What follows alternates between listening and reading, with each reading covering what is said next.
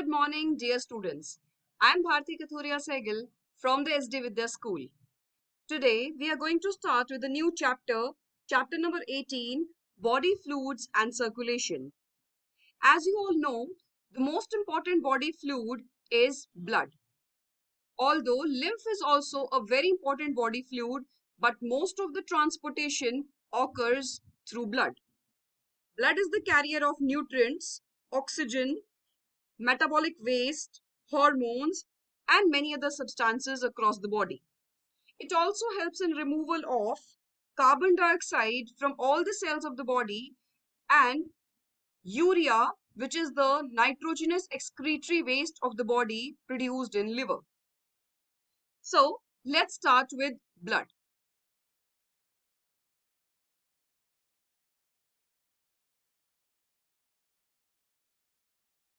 Now, first of all, we must know what is blood. We have studied in the previous classes also that blood is a fluid connective tissue. All the cells in our body need oxygen, as oxygen is the final electron acceptor. And how do they get this oxygen? It is through blood.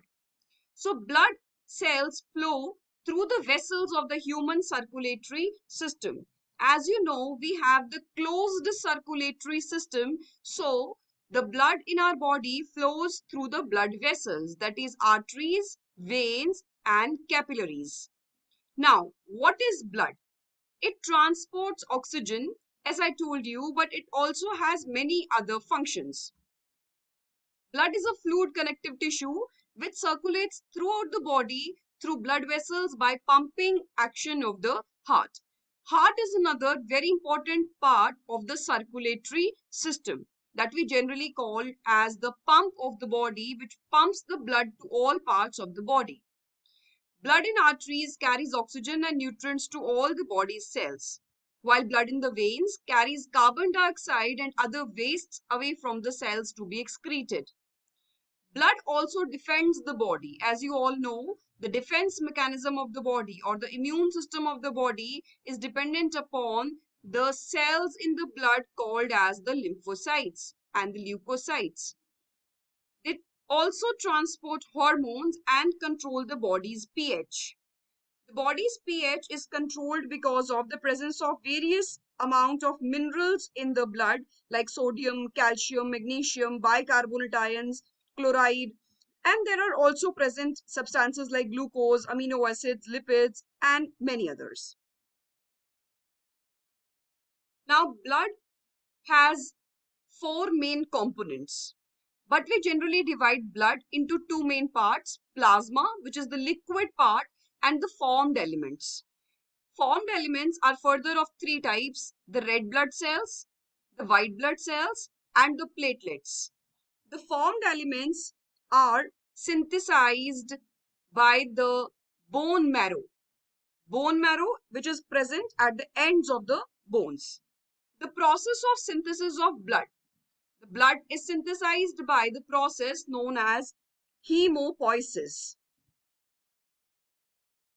Now we'll discuss about them in detail.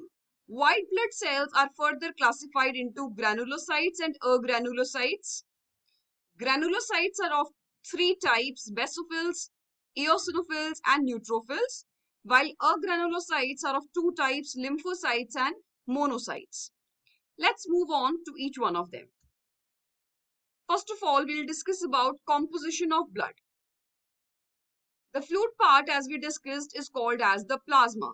It is a watery golden yellow liquid that contains many dissolved substances and blood cells. So blood cells are present actually in the plasma. Now plasma contains, as I told you, various kinds of minerals that we talked about are actually present in the plasma. Glucose, amino acids, urea, waste, all of these things are present in the plasma. Now, if we talk about plasma without the clotting factors, it is called serum. You must have heard about plasma therapy for COVID-19, which is going on these days. In this case, what is done is the plasma of the patient who has recovered from coronavirus is used for treatment of the COVID-19 patients. So it is called as plasma therapy. because plasma will contain the antibodies and other immune cells which will help in protecting the body against the coronavirus.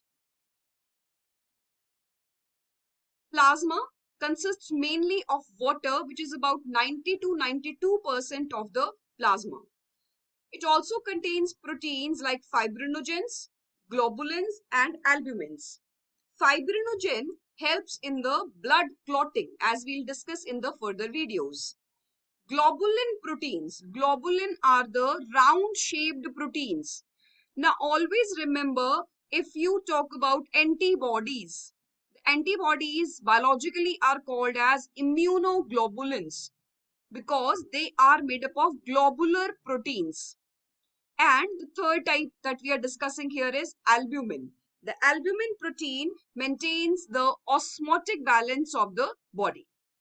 Then there are ions that we talked about, the calcium, sodium, magnesium, chloride, bicarbonate, phosphate, and the organic compounds that we talked about like glucose, urea, amino acids, and lipids, which are present in the body and are on a transit through plasma. The cells in the body, that is the formed elements, include the RBCs, WBCs, and platelets. Now, first of all, we are going to discuss about RBCs. As you can see, RBCs or the red blood cells are biconcave in shape. Here, you can see very clearly the shape is biconcave shape. They are the most abundant type of cells in the blood. There are trillions of red blood cells which are present in the blood plasma. They contain a pigment called as hemoglobin. We discussed about the structure of hemoglobin in the previous chapter in breathing and exchange of gases. Now, red blood cells are made in bone marrow as we talked. These cells survive for about 120 days. This is the lifespan of RBCs, although the other WBCs have a very short lifespan as compared to RBCs.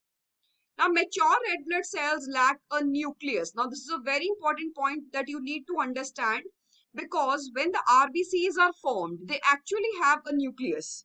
But as they mature, the immature ones do not, they have a nucleus, the nucleus is present, but as they mature, they become devoid of nucleus and other organelles. Can you think of the reason?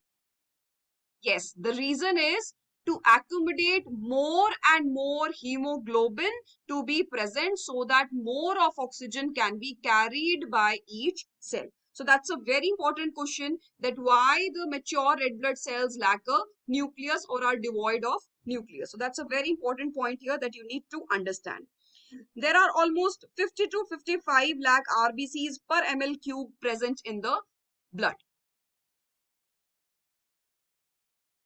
Now, next we talk about the white blood cells, or we call them as leukocytes, where leuco means milky white or white, cytes means cells. Now, white blood cells are generally larger than red blood cells, but far fewer in number. I just told you that there are about 50 to 55 lakh of RBCs per ml cube of the blood. But there are very less amount of the leukocytes, which is about 6,000 to 8,000 per millimeter cube of the blood. So they are very less in number as compared to the RBCs. They defend the body against foreign bacteria, viruses, and other pathogens. For example, white blood cells called phagocytes swallow and destroy microorganisms and debris in the blood. Neutrophils engulf bacteria and other parasites, and lymphocytes fight infection caused by bacteria and viruses. So let's discuss about them in detail. The white blood cell, as you can see, because it lacks the hemoglobin, the red colored pigment hemoglobin is absent, so it appears to be white or leuco in color, so called as leukocytes. They are the mobile units of the body's defense system. They seek and destroy. So they find and destroy any kind of invading microorganism, or the abnormal cells of the body like cancerous cells are also attacked by the leukocytes. They clean up the cellular debris. So whatever waste is present in the cells is also removed with the help of leukocytes. They help in the repair of the injury. and protect the body against any kind of infection that can enter through this injury. Each type of WBC that we'll be discussing will have a specific function. As we discussed in the beginning, the leukocytes are classified into granulocytes and agranulocytes. Now look at the picture and you will be able to clearly understand what is the difference between granulocyte and agranulocyte. If you look at the cytoplasm, you will see granular structures in the cytoplasm, because of which they have been named as granulocytes, while the ones which do not have these granular structures are called as agranulocytes.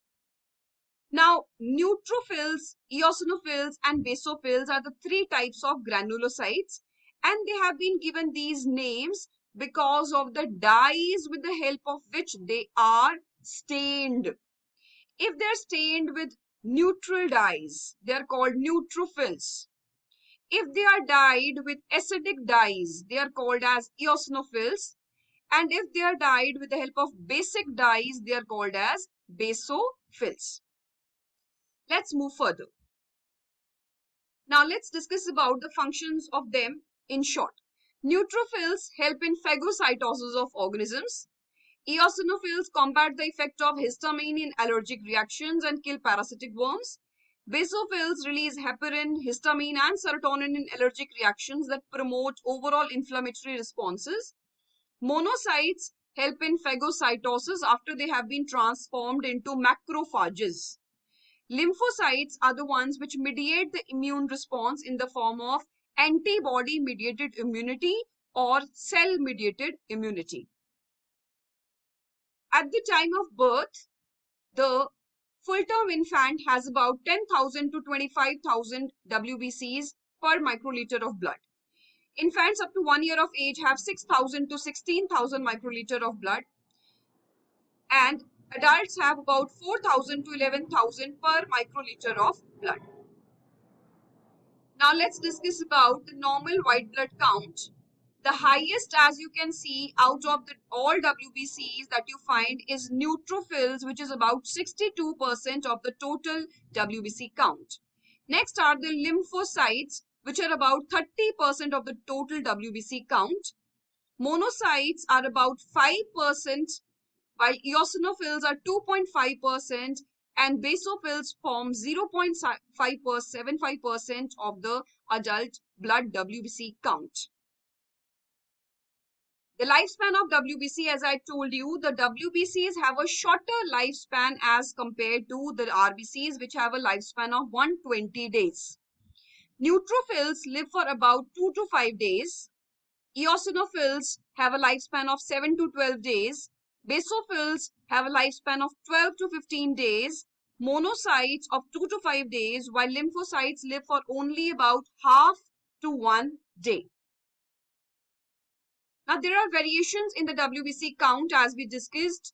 Now, there are different physiological factors like age, exercise, mental stress, pregnancy, after food intake, and exposure to low temperature, which affect the WBC count. There can be pathological effects like acute bacterial infections, burns, post-operative period, tuberculosis, and glandular fever, which may lead to a rise in the WBC count.